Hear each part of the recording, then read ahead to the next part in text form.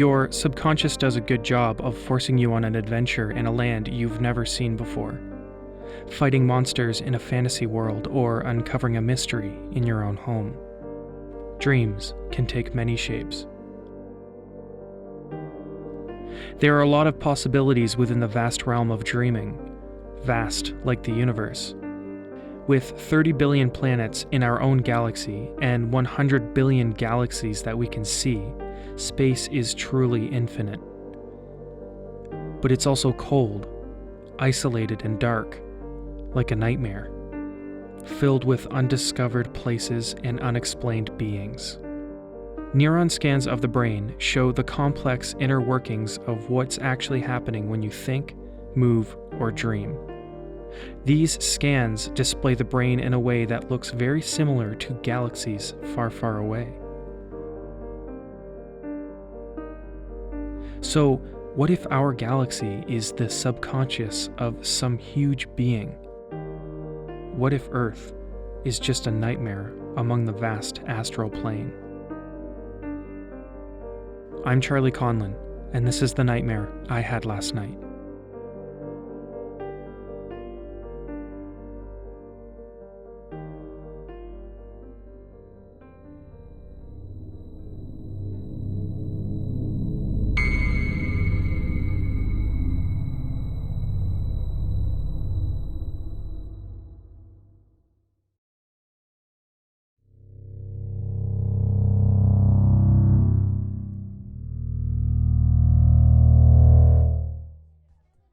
Summer, a time of warm nights, bonfires, and cold drinks.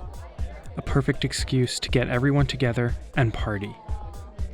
I was sitting on a couch in a living room, people all around enjoying a party, drinking and laughing. Across the house, into the kitchen, a backsliding door was open and more people were outside. The party itself was quite tame. A couple people in the corner having a deep conversation, others in the kitchen drinking and excited over a game of King's Cup. I got up from the couch and walked through the house. It then occurred to me that this was my parents' house, and I was throwing the party. Hey, man. Oh, hey. Have you seen Anthony? We can't find him anywhere. Sorry, no. All right. Hey, check this out. Everyone seems to be having a great time. Outside, people were enjoying a bonfire while others were sitting on the deck talking. The air was warm against my skin, like a soft hug. A slight breeze blew past, with the smell of fresh grass and roses from the garden.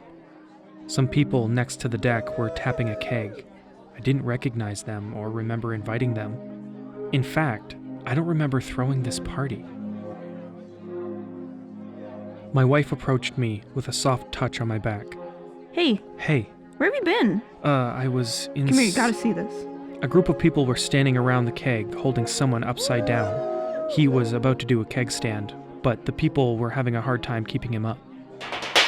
What was that? Something was getting into the trash behind the shed at the back of the yard. I quietly stepped away from the party, passed through the garden, and crossed the lawn to investigate the sound. The yard was dark by the back fence. It was difficult to see. Once I was at the front of the shed, I stopped to listen.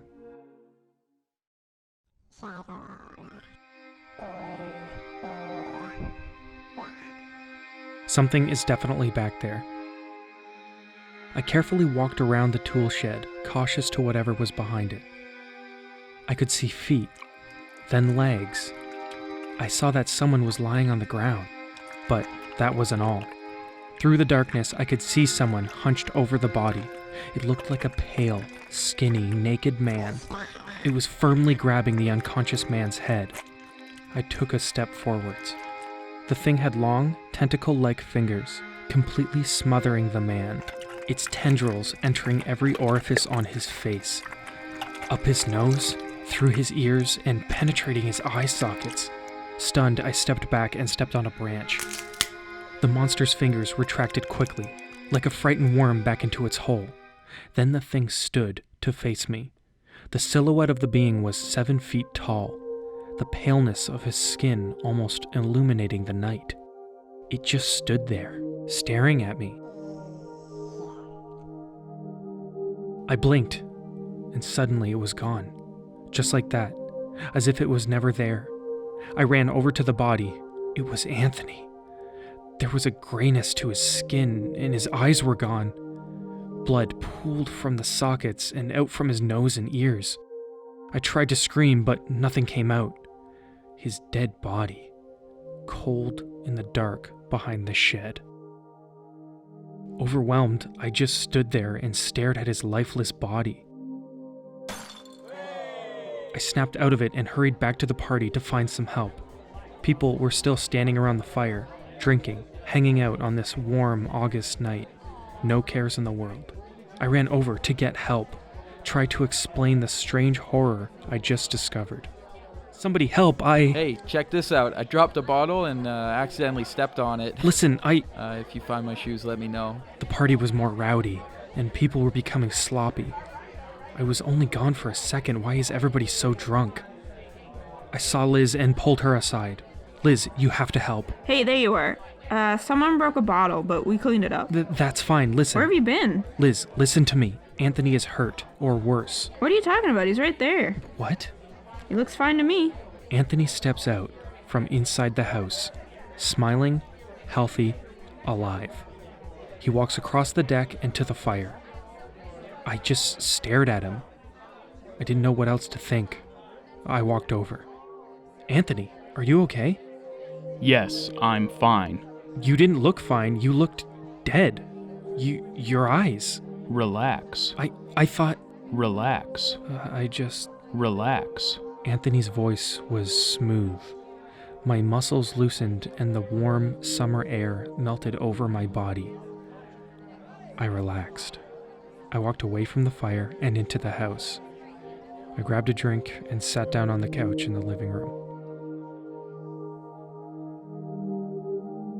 For a moment, I couldn't remember where I was or what I was doing. I was just sitting sluggish on the couch. I collected myself and walked back outside. The party was still going strong and people were having a great time, but there was something I was forgetting, or something I was supposed to do. I couldn't remember. I joined the people sitting at the fire, enjoying the balmy summer night. Being near the fire made the night feel uncomfortably hot. Are you feeling okay? Me? Oh. Yeah, I just feel like I forgot something. You should drink some water. Hey, Anthony, grab a glass of water. Anthony? That's right, I remember what happened. Or did it happen? The shed. I ran through the yard and towards the shed and around to the back. There was nothing. No one. Why is this all so confusing? I headed back to the house. There was nobody left around the fire. I stood for a moment and watched the flames. Then I heard a strange noise. I surveyed the area, but I couldn't see the source of the sound. I crept around to the side.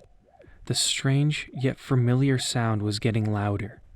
I walked along the house and stopped, shocked at what I discovered. Anthony was standing over a girl with his hands on her head and his fingers elongated, each one entering a different part of her face. The mouth, ears, nose, and eyes, sucking the life from her body. It sounded horrible. The monster looked up at me. I could clearly see his face, and all of his human features were unrecognizable. Large, jet black eyes, gray skin, and the clothes on his body were loose and ill-fitted. It quickly retracted its finger tentacles, then slowly rose up, not with 2 legs, but 3, then 4, then 5. Numerous legs slid out from the bottom of its torso, and like it was floating, it glided away, around the house, out of sight. The girl on the ground was clearly dead. Her eyes were hollowed out, and she was a skinny husk of her former self. I couldn't even recognize who it was. There was a thickness in the air, like the pressure had risen. It was hard to grasp the situation. I need to call the police, get someone here to help with whatever is happening. Inside, everyone was wasted and the house was crowded. I didn't bother telling anybody. The whole situation was too far-fetched. Besides, everyone seemed different, more animalistic or primal. Liz was in the living room and approached me. Liz, hey, I just need to get to the phone. Relax, have a drink. I can't, What are you worried about? There's something going on. Hold on, there's Brittany. I've been looking for her. What? Across the party, the girl from outside had just walked in the front door. Like Anthony, she was healthy and alive. Was I losing my mind? The office was empty. I shut the door and picked up the phone and dialed 911. What was happening out there? I hung up the phone and opened the door. Everyone's looking across the room towards the stairwell, smiling and cheering. I maneuvered through the crowd.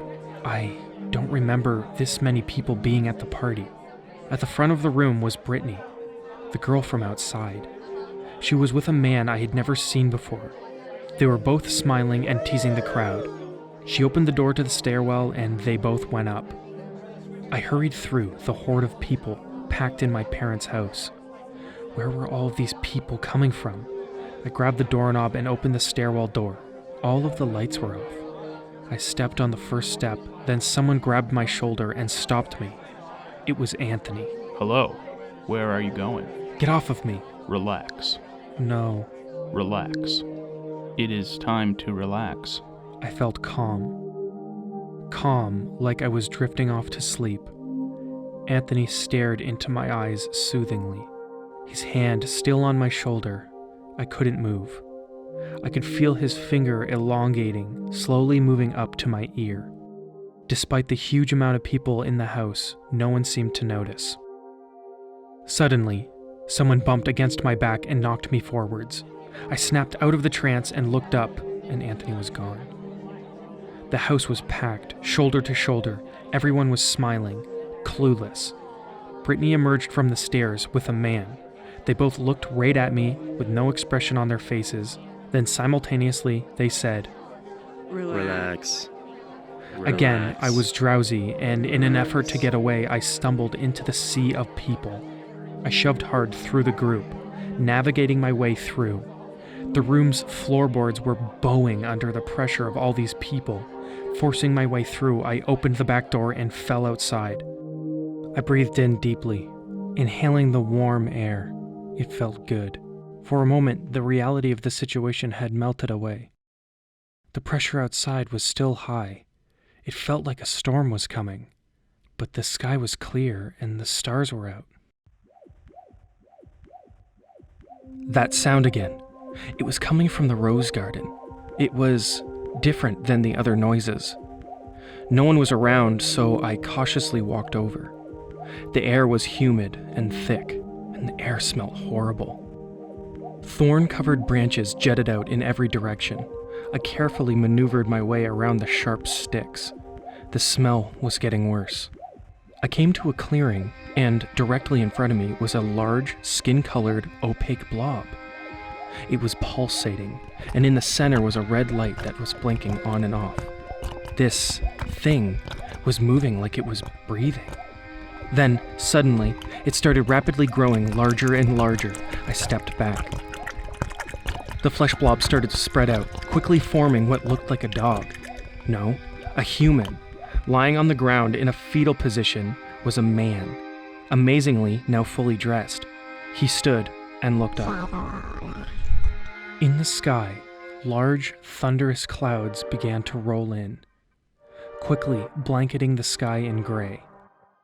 The city lights lit the clouds, making it slightly brighter outside.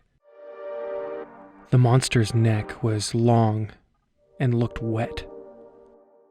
In the sky, a magnificent display of red, purple, and blue lights moved through the clouds. By the sheer size of the structure, it was clear what I was witnessing. A ship. I backed away from the aliens. They seemed focused on the sky, so I was free to escape, unnoticed. I hurried over to the house, and Liz was standing on the porch. Liz, we have to get out of here. What is wrong? There's something wrong with these people, and look in the sky. Wrong. Nothing is wrong. You need to relax. What? Relax. Just relax. Suddenly, the entire party was looking through the open back door. Then, all at once, the entire party began to chant. Relax, relax, relax. Liz slowly moved towards me, tendrils for hands, multiple limbs coming from her torso, repeating the mantra with the rest of them. I fell to my knees, my eyes were heavy and my vision was blurry. I leaned back and laid down, looking straight up into the sky, the lights shining bright directly above me now. The grass was cold. The party gathered around me, each of them tall and skinny, with the strange hands. My eyes slowly shut. Then I woke up.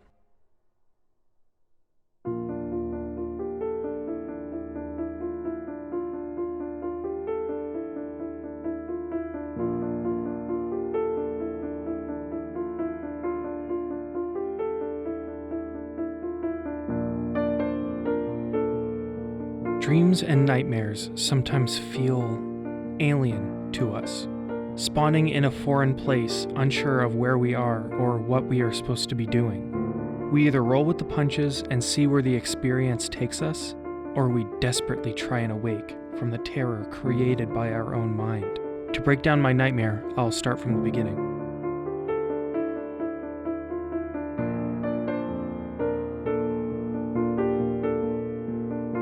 In this nightmare, I was throwing a casual party. What is strange is it was at my parents' house, or the house I grew up in. Even stranger, it seemed at first that I didn't even know where I was or that I was the one throwing the party. It was as if I walked in on other people having a party at my house without my knowing, and I just happened across it. To dream of a party might indicate that you need to improve your social skills. If you feel uncomfortable at a party or aren't having a good time, this could mean that you are feeling insecure, and you feel that you are having a hard time proving to people that you can relate to them. In this case, I was in the house I grew up in. The house has a deep connection to me because of the 18 years I spent there, so the house is a form of myself. As the party continued, it became increasingly overcrowded and violent. Even though everybody seemed to be having a good time, I was being smothered and had a hard time getting out. This could mean there is too much going on in my life and I am trying to escape, all while people are telling me to calm down and relax. As the nightmare continued, I came across a terrible being, which I can only describe as an alien. There are many different types of aliens. The Greys are the alien that everybody is familiar with.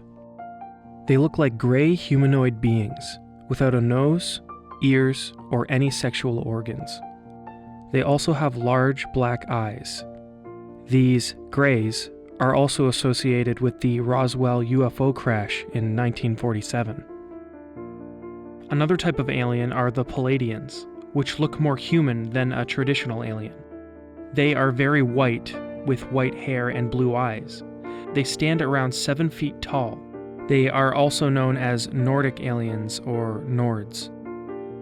Then there are the reptilians, shape-shifting aliens that have established themselves on Earth through many layers of groups and government.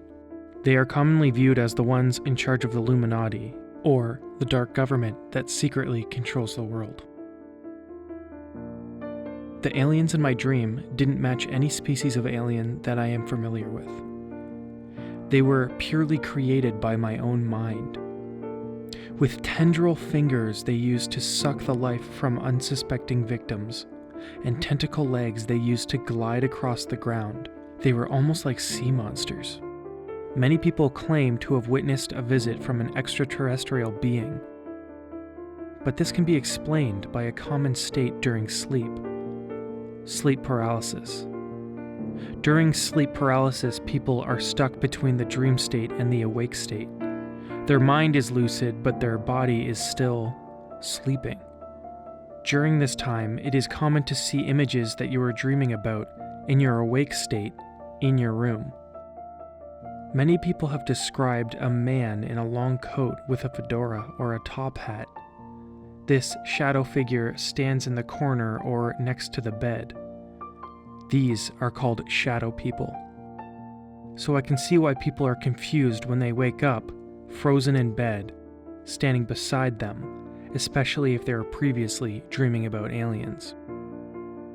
Dreaming of an alien can represent the fear of the unknown.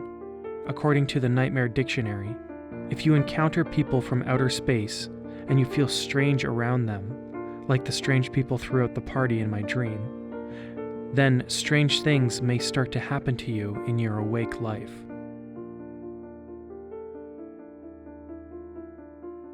Summer was the dream's atmosphere, a hot August night with friends all around the bonfire. Dreaming of summer during winter can be a wish fulfillment that I long for the comfort of summer. It can also be a warning that I am relying on luck when I know that hard work and dedication are the ingredients for success. This is interesting. I have found that I've always been a lucky person, and admittedly, I do sometimes rely on that luck. What is more interesting is that recently I got a tarot card reading that warned me of the same things, to not become lazy and to continue working hard. The tarot card reading, and now this warning from my own subconscious, really is the motivation I need to keep on track. I think it is easy to become lazy. Life can be hard, and sometimes it's easier to just relax. But then life passes you by, and before you know it, you are wishing that you did more with the time you had. It might be a good idea to do something alien and try something new, something you wouldn't normally do. Like always, I encourage people to listen to their dreams and subconscious. Your own mind knows you best.